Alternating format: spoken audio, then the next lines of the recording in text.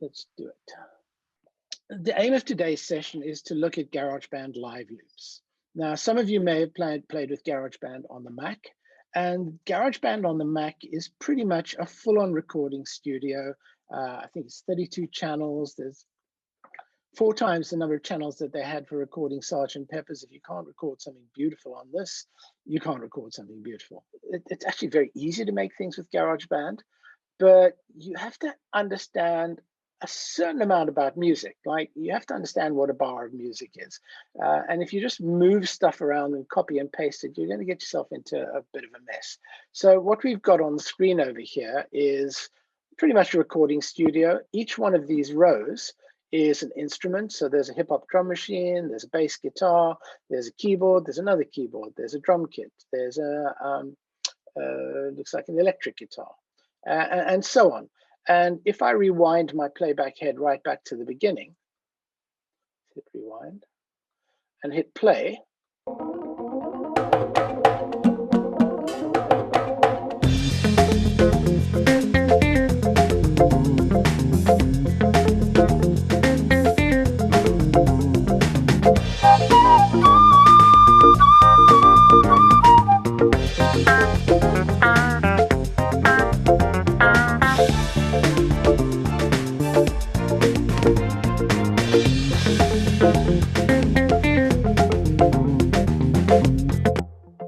so in a nutshell, that was about 14 bars of music. Each one of these numbers represents 2 bars. So that's bar 1, bar 2, bar 3, bar 4. And you can see this extends across 2 bars, and a bar is made up of a beat. You can resize these little tracks. These are all loops of music. So I could resize this, I could make it bigger, and I could make it smaller.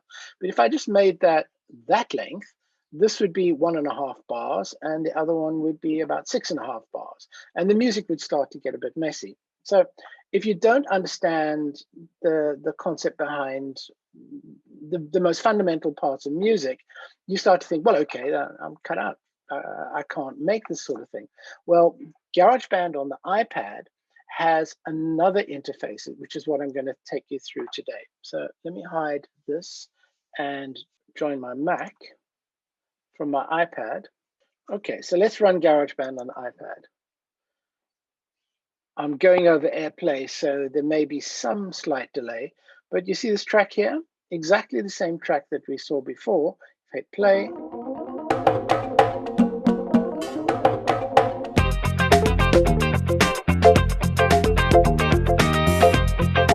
So very, very similar. I've done some editing. There's different guitars on the previous piece, but we've got exactly the same thing. We've got tracks, we've got our bars of music, we've got our playback head, and we can record. We can make music, we can attach instruments to it, and so on. But the same principles apply. Now, if I was to go back to my songs and create a new song, you'll see we've got 2 options. We've got tracks up at the top, and many people miss this, as well as our tracks, where we can choose to maybe play a bass, or play a guitar, or play world instruments. You can see all of these instruments that are available. You can see we also have at the top live loops. And this is what we're going to be concentrating on at the moment.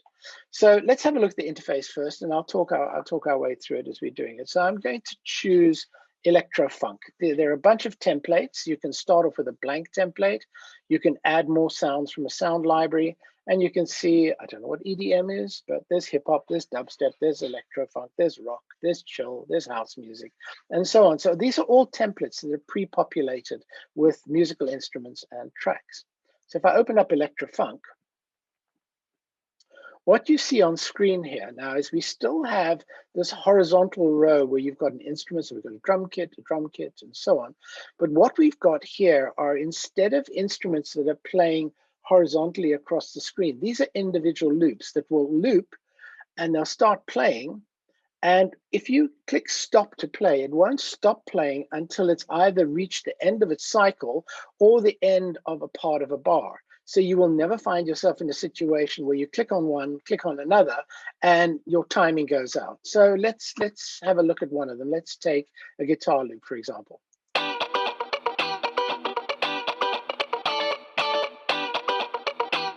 going to click stop.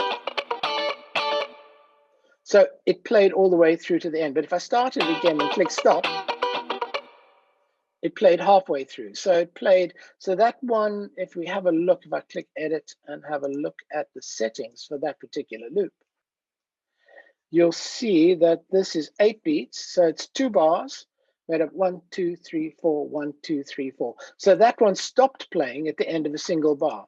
What this does is it allows us to start playing music and put music together, and we can turn it on and off and play as we want. So let's have a look. I'm going to start with the drums here. And that's just going to loop and loop and loop and loop until I play another thing in the row.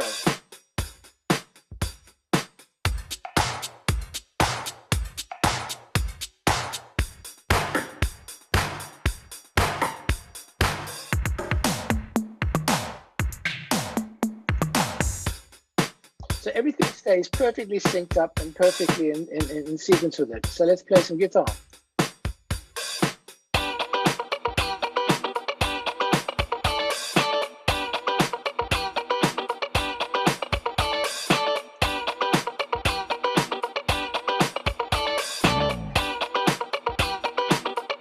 Get the bass over there.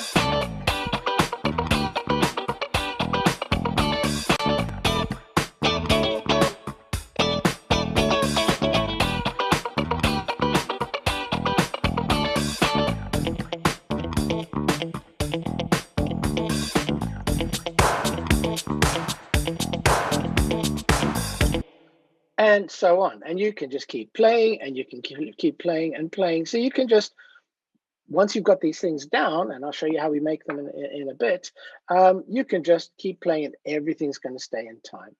Now, as well as the individual loops that you see over here, we've also got this concept of columns. So if I decide to play all of the ones in this column, you've got some drums, let's go here.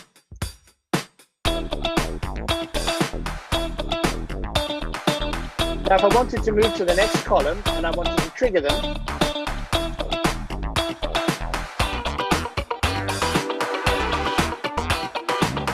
so that doesn't really work so well. So what we've got is at the bottom here, if I click on this column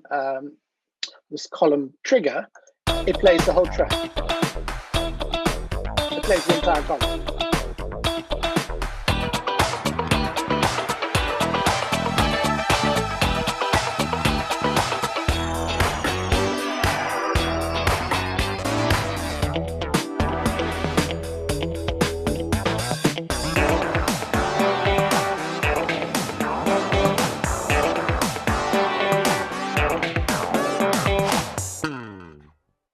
So you can play entire sequences, you can play the entire row just by clicking along the bottom. Now you may notice a difference between this one and the others. These are all loops, and these are the little waveforms that you can see. So when we're playing the drums, you can actually hear the boom, boom, boom as we click the beat, and as it loops around. So stop that guy. Whereas this one is not a loop. If I click on this one, it just plays through once. So we can trigger loops and individual tracks. So what I'm going to do now, just to show you a couple of more of the controls, if I click and open this little sidebar over here, you can see I've got an additional control. So while I'm playing things, I can actually adjust the volume, I can solo things.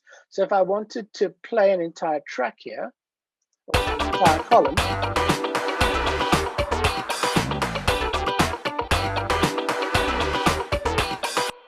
but I only wanted to hear, let's say, the drums for a second, I could click on the column.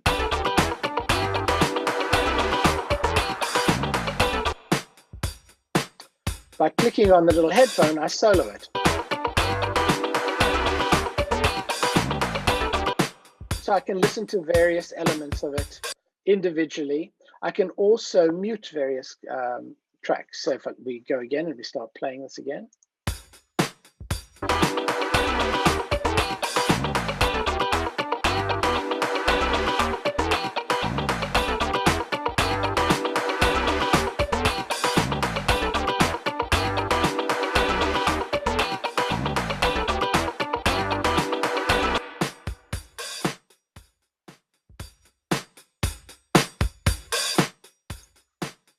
So you've got a lot of control over the individual instruments. You've got a lot of control over the individual tracks. So what if I want to record this now, put something together, I want to record it into a song? Well, let's just go back to the beginning, and I'm going to hit record.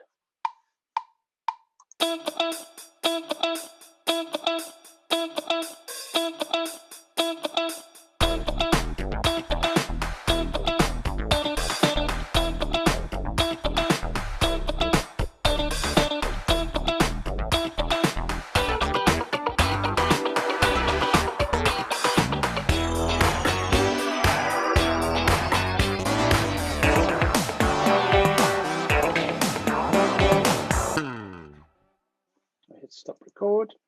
So now we've just recorded this. Where is it? Where is this recording? I could go back and play. And see, I'm not triggering anything. It's recorded something and it's playing it back. If we go up here to the top next to our microphone, you can see our little track view. And if I click on there, it opens up our view and you can see there's all the instruments and it's literally recorded. Smaller.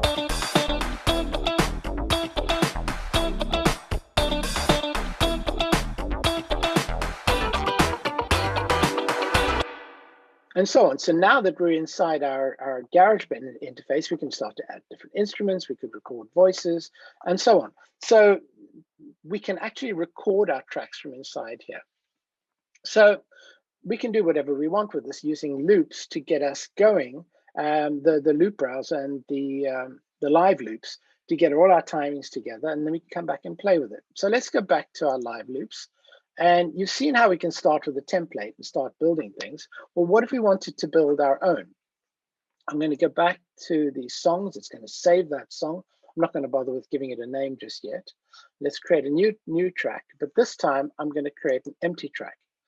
And it's very difficult to see because you can't really, there's no instruments over here, but there is a very fine grid of our instruments. So if I wanted to add an instrument over here, I could click on an individual cell, but if I wanted a track that went all the way across and had an instrument that was unique for that row, I click plus, and it says, well, what do I want to do? I want to make a loop or an instrument? So we'll start off with loops. And if I click on loops, you'll see down at the side here, we have live loops.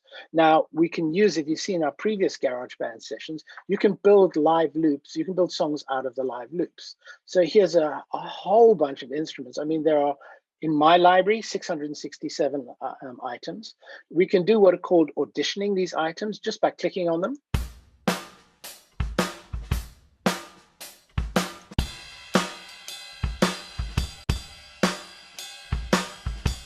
So click and stop over there. These are all my drums, but if I go to see all my instruments, you'll see that I've got drums, I've got different types of drum kits, I've got bass, I've got guitars, I've got piano, synth, strings, electric piano, blah, blah, blah, blah, blah. And there are all sorts of third-party and other Apple loops that are available, like Chinese instruments for atmospheres and so on. So let's see how we put together a track over here. So I'm going to go to drums and I'm looking for a bar band. I could search find, but my keyboard is still not working very well. So if I click here, bar band basic drum set, that's fine. That's the one that I want. So if I click and hold on it, I can drag it out and now you should be able to see the little cells. And now I have a loop. If I click and play on that,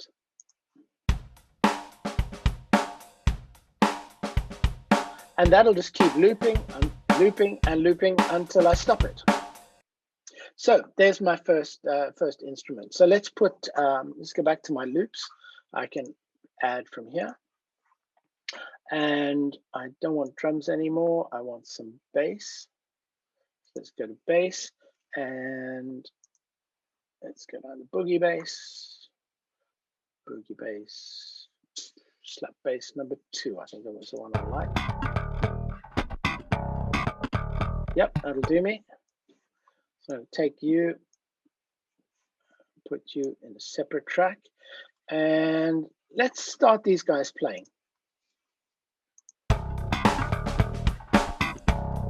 And let's add another loop. And I want a boogie guitar.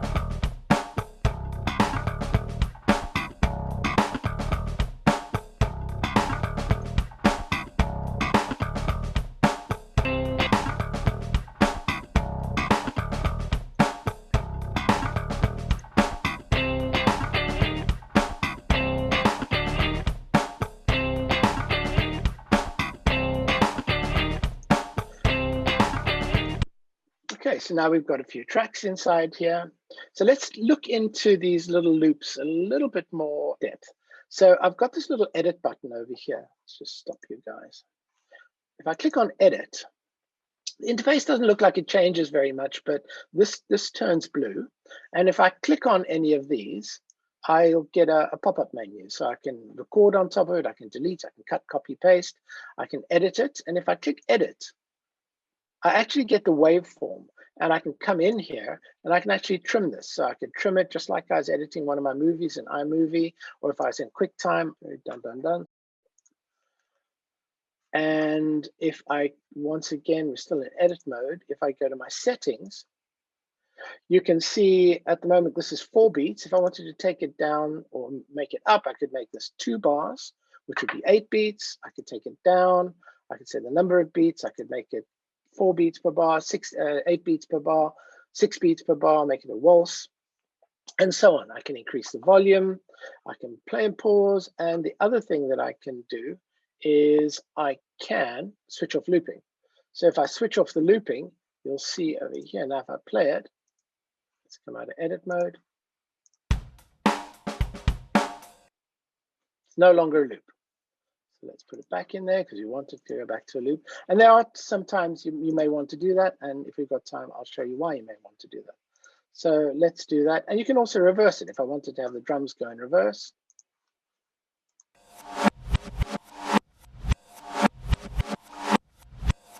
So a lot of fun to be had with this stuff. So let's just put this back to forward. And you can transpose it. You can make it go up in semitones, down in semitones. If you know what you're doing, you can have a lot of fun here. But as well as recording this, let's say I want to have a couple more variants of this. And I made quite a complex chart. Let's say I've added 4 more instruments over here. I can also click on here now, and I can duplicate it. And I can click on there, and I can duplicate it again. So now I could say, click on this one, delete this guy. And I could maybe delete this guy. I'm just making this up as I go along. So now if I play this column,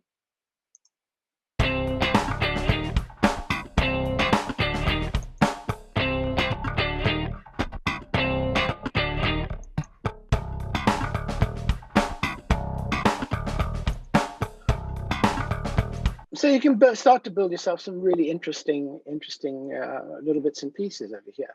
In addition, I could also say, go to edit here, and I could copy this, and I could paste this. So I could build quite a few loops along. If I'm using my fingers, I'm using the mouse at the moment, but if I was to select that and copy it, and now press on a second one, I can copy and move more than one track at a time. Let's just do that again.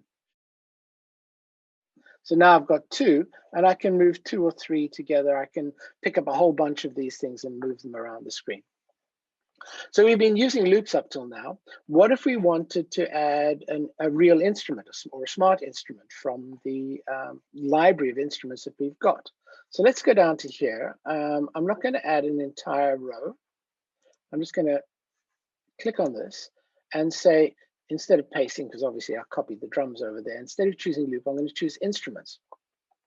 And now we have all of those instruments that we saw earlier when we were building tracks. So say I want to take a bass guitar. Okay, now we've got our traditional instruments where we can play notes. Ooh, the lag is terrible.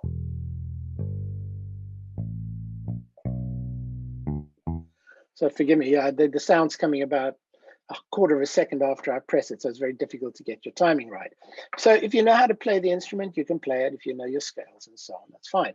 But smart instruments are quite interesting because if I tap over here, there are a bunch of predefined chords that I can choose. Now, as far as a bass guitar, you rarely play chords, but we've got in here a sequence of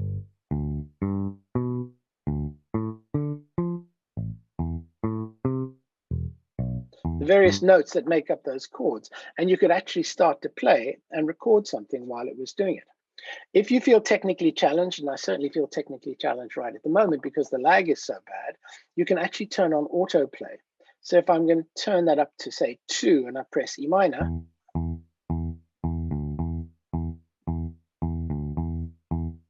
and that just keeps playing. So if I go to a different key,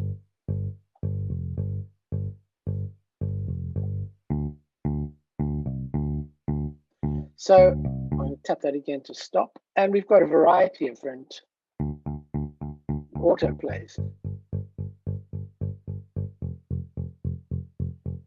and so on. So I want to record some of that bass, and hit record.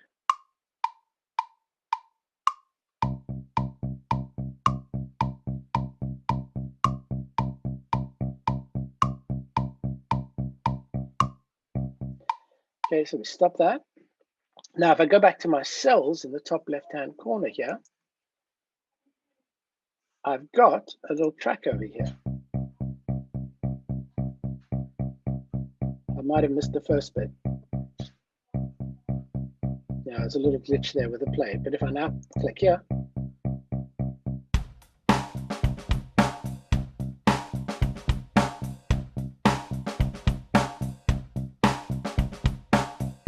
and again, if I wanted to add another instrument, let's click down here. Let's say we take, oh, just before I do this, let's go back. I'm not quite sure what key this is in, so I want to play it. If I come up to my settings up here, you'll see I've got my tempo, I've got my time signature, and I've got key signature. So if I was to start playing this, for example, and I want to speed it up,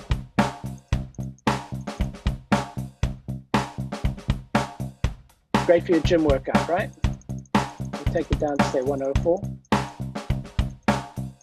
Give it a little bit more of a slow groove.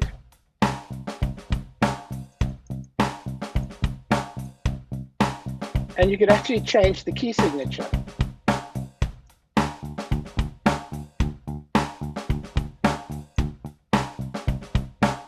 So you could change this as you went along, fade in, fade out, and so on. So this is in C major. So I'm going to go to add another instrument here. And this time I'm going to choose a smart piano. Now, once again, with smart pianos, you can let it play for you. So over here, we've got a series of notes.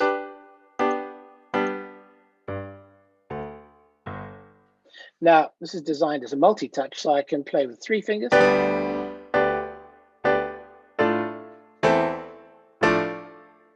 If I tap on the top, the actual key signature.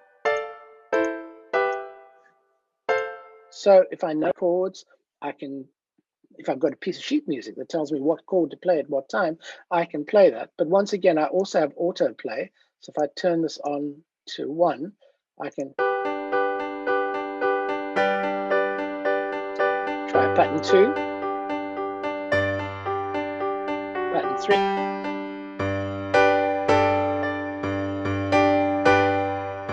So I'll stop that, and I'm going to record again.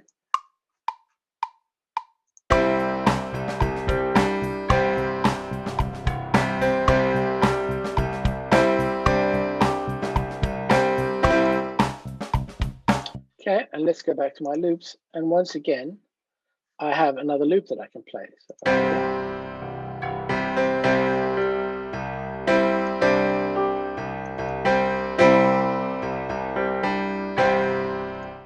it'll do, and play the entire column.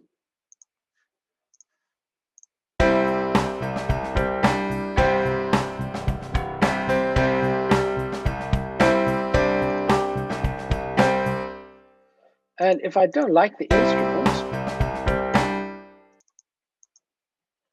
I could change this from saying a grand piano, which is a little bit grand for this, to an electric piano. Okay, let's just play that and go back. It should have changed to an electric piano. Now if we play that.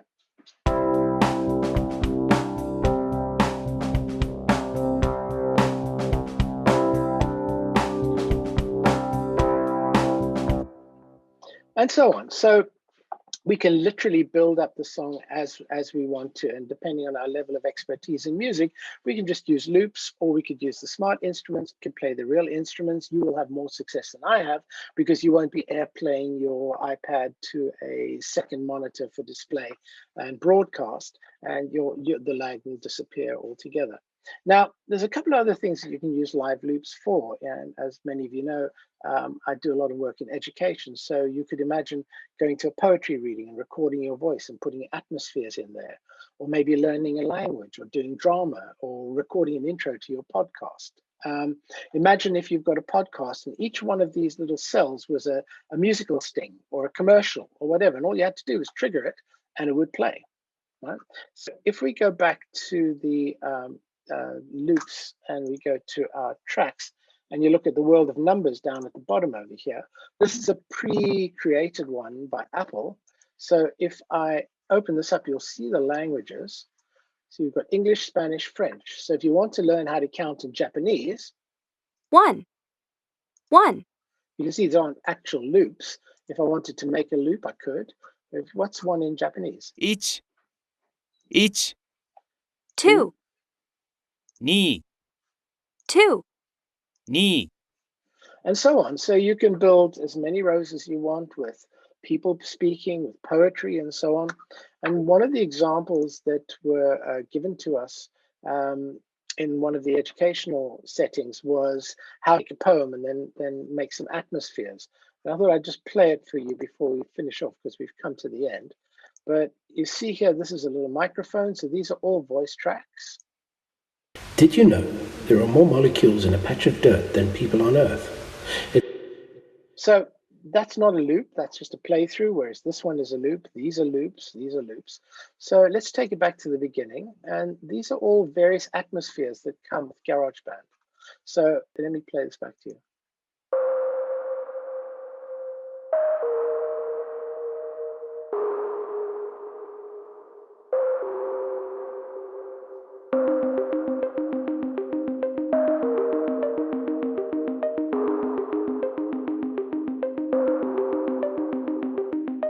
Did you know there are more molecules in a patch of dirt than people on Earth? It makes me wonder about all the things we don't know.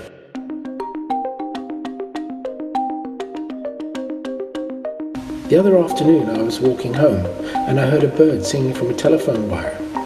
As I listened, another bird joined in, not from the wire but a nearby tree. They sung together for a little while.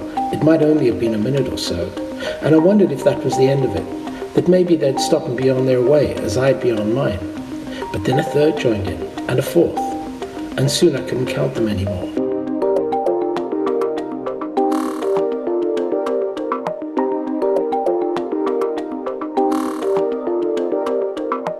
It was somehow dusk, and the sky was turning a pale blue-green that seemed like water, and suddenly the birds were in the air, and they were joined by dozens more, and dozens more after that.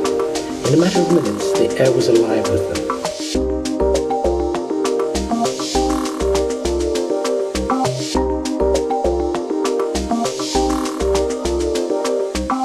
They began to gather like water. They moved together this way and that, until finally a willow tree caught them, like a glove, or a net, or a sponge. And it became thick with them, singing all the while. The tree bent as more came, and bent more until it was too much. Then they burst into the air again, filling the twilight.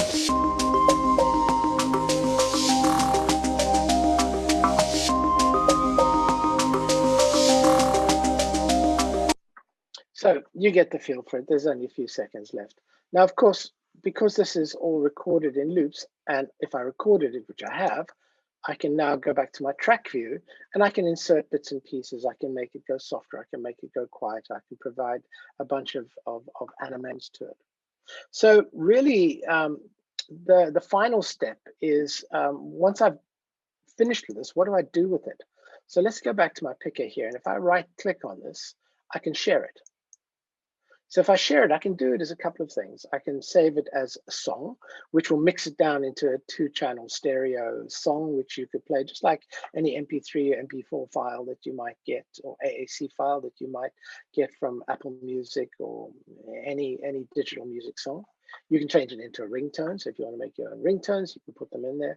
Or you could send the projects, you could send it as a GarageBand project to somebody else so that they could carry on working on it. So if you're working with another bunch of musicians and you're locked down, you could send them the bass and drums, and you could ask the guitarist to put his stuff down and so on. So we could carry on. I'm going to save it out as a song at the moment. We can choose the quality of the song. So 192K is okay. 256 starting to get good. This has no compression whatsoever. You can put your list's info inside. You can put a photo on it, and then you can share it out, send it to other people. It's a song that they can play. So there's an incredible amount more that I could show you in this, given the amount of time we've got. Impossible to cover everything. Some of the vocal stuff that you can do, add effects to it. In fact, let me show you just very, very quickly, if you don't mind. If I was going to, because I know, Neil, you do a lot of speaking. If I go to my tracks and I was to add a voice, you'll see as far as presets go, if I'm in studio, if I click on lead vocals here, you can see that they've got radio ready, punchy presence, sweet chorus, extreme stereo, extra singer. So all of these settings that you see down here, your tone, your pitch control, your compressor, all the kind of things that you would need a full-on studio to actually do this, they're all built in. And then if you wanted to have some fun with it, you could put a monster voice on, and this would take the pitch down. You'd put a robot voice on it. You could have bubbles. You could have a megaphone. You could have a telephone. So if you're reading a drama and it requires somebody to be pretending or acting as if they're talking through the telephone, you can take it and adjust it that way, and then work on it even further. So that's really it for today. I'm going to stop my screen sharing. I hope you enjoyed it. It's our last session of the year, and thank you guys for attending. If you've got any questions, I'd be more than happy to take them. And GarageBand is a fantastic application. If you want to learn more and have a project that will take you through the process, I'd really strongly recommend you download the free, what's it called? GarageBand for iPad Starter Guide. It says iOS 11, and there's some new features since then, but it's got a whole project-based way of learning the application. It's not this is this, this is this, this is this. Remember it. It gives you loops, it gives you guidance, and it'll take you through the process, just like the Molecules poem. Actually has the poem in there. It tells you which atmospheres to add, how to do it, and at the end of it, you really know how to use it. It's a wonderful tool for that. Thanks once again. We look forward to seeing you next year.